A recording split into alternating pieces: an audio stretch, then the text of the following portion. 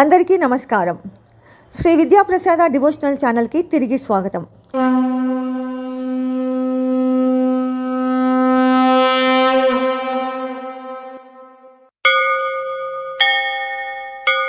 వైశాఖ పురాణం 16వ అధ్యాయము.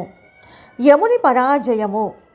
అప్పుడు నారద మహర్షి యమలోకమునకు వెళ్ళెను. యమలోక స్థితిని చూచెను. యమధర్మరాజా, నీ లోకమున నరక బాధలు పడువారి రోదన ధ్వనులు వినిపించవేమి?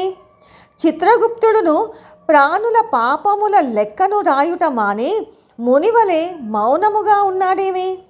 సహజముగా బహువిధ పాపములను చేయు మానవులు నీ లోకమునకు రాకుండుటకు కారణమేమి అని ప్రశ్నించను. యముడును దీనుడై ఇట్లనెను. నారద మహర్షి, భూలోకమున ఇక్ష్వాకు వంశము వాడైన కీర్తిమంతుడను రాజు మిక్కిలి విష్ణుభక్తుడు. అతడు ధర్మభేరిని మ్రోగించి తన ప్రజలందరినీ వైశాఖ వ్రతము అవలంబించున్నట్లు చేయుచున్నాడు. చేయని వారిని తీవ్రముగా శిక్షించుచున్నాడు. ఇందువలన ప్రతి వారును భక్తి వలనో దండన భయము వలనో తప్పక వైశాఖ మాస వ్రతమును ధర్మములను ఆచరించుచు చేసిన పాపములను పోగొట్టుకొని విష్ణులోకమును చేరుచున్నారు. ఇందువలన నరకమునకు వచ్చువారెవరునూ లేక వైశాఖ స్నానాదుల మహిమ వలన శ్రీహరి లోకమునకే పోచున్నారు. ఇందువలన నేను మ్రోడైన మానువలే ఉంటిని. నాకు ఇట్టి స్థితి పోయి పూర్వపు స్థితి రావలెను. అందులకై ఆ రాజుపై దండెత్తి వానిని చంపదలుచుతిని. యజమాని చెప్పిన పనిని చెయ్యక అతడిచ్చు ద్రవ్యమును తీసుకొని ఊరకుండువాడు తప్పక నరకమునందున నేనును బ్రహ్మచే యమలోకమున పాపులను విచారించి శిక్షించుటకై నియమింపబడి ఇట్లా ఊరుకుండుటయు నాకు పాపమును కలిగించును.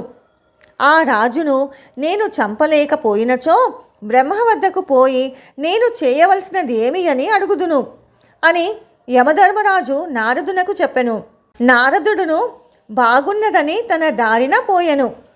యమధర్మరాజు తన వాహనమైన మహిషమునెక్కి భయంకరాకారముతో యమదండమును ధరించి భీకరులగు 50 కోట్ల యమభటులతో కీర్తిమంతుడును వచ్చినవాడు యమధర్మరాజుని తెలుసుకొని యుద్ధ సన్నద్ధుడై యమధర్మరాజును ఎదిరించెను.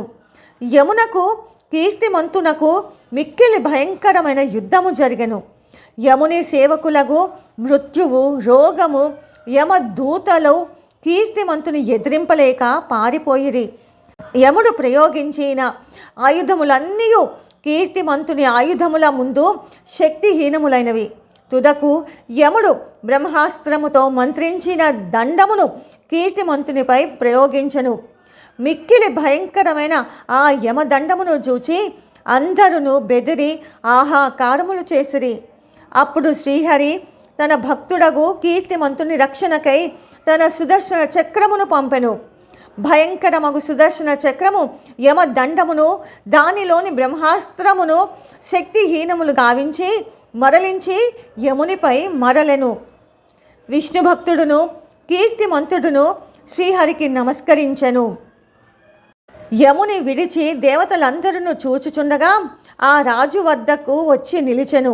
యముడును తన సర్వ ప్రయత్నములను వ్యర్థములగుటకు గమనించెను. కీర్తిమంతుడును సుదర్శనమును ప్రార్థించి తనను రక్షించుటను చూచి మిక్కిలి అవమానమును విషాదమును పొందెను. అతడు తల వంచుకొని సచివారముగా బ్రహ్మదేవుని వద్దకు పోయెను. ఆ సమయమున బ్రహ్మ సభ దీర్చియుండెను. మూర్తములు అమూర్తములనగు వారిచే బ్రహ్మ సేవితుడై ఉండెను. బ్రహ్మ దేవతలకు ఆశ్రయమైనవాడు. జగములు అను వృక్షమునకు బీజము విత్తము అయినవాడు. అన్ని లోకములకును పితామహుడు. ఇట్టి బ్రహ్మను లోకపాలకులు దిక్పాలకులు రూపము కల ఇతిహాస పురాణాదులు వేదములు సముద్రములు నదీ నదములు సరోవరములు అశ్వారాది మహావృక్షములు వాపి కూప తటాకములు పర్వతములు అహోరాత్రములు పక్షములు, మాసములు, సంవత్సరములు, కళలు, కాష్టములు, నిమేషములు, ఋతువులు, ఆయనములు, యుగములు, సంకల్ప వికల్పములు, నిమేషోన్మేషములు, నక్షత్రములు, యోగములు, కరణములు, పూర్ణిమలు, అమావాస్యలు, సుఖ దుఃఖములు, భయాభయములు, లాభాలాభములు, జయాపజయములు, సత్వ రజోస్తమ గుణములు, సొంత, మూఢ, అతి మూఢ, అతి ఘోరావస్థలు, వికారములు సహజములు, వాయువులు, శ్లేష్మవాత పిత్తములు, శ్లేష్మవాత పిత్తములు, వీనితో కొలువు తీరిన బ్రహ్మను చూచెను. ఇట్టి దేవతలున్న కొలువులోనికి యముడు సిగ్గుతో క్రొత్త పెండ్లి కూతురు వలె తల వంచుకొని ప్రవేశించెను. ఇట్లు సిగ్గుతో తన వారందరితో వచ్చిన యమును చూచి సభలోని వారు క్షణమైన తీరికయుండని ఇతడు ఇక్కడికెందులకు వచ్చెను, తల వంచుకొని విషాదముగా ఉండుటకు కారణమేమి అని సభలోని వారు విస్మయపడిరి. ఇతడు వచ్చిన కారణమేమి? పాప పుణ్యములను తెలుపు పత్రము కొట్టివేతలతో నుండుట ఏమి అని ఇట్లు సభలోనున్న భూతములు దేవతలు ఆశ్చర్యపడుచుండగా యమధర్మరాజు బ్రహ్మ పాదములపై పడి దుఃఖించుచు రక్షింపుము రక్షింపుము అని ఏడ్చెను. స్వామి, నన్ను రక్షించు నీ ఉండగా నేను పరాజయము నందితిని. మానవుల పుణ్య పాపముల తెలుపు పటమున పాపములను నేనే వ్రాయించి నేనే కొట్టివేయింపవలసి వచ్చినది.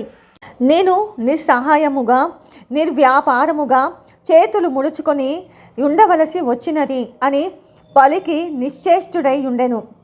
దీనిని చూచి సభలో గగ్గోలు బయలుదేరెను.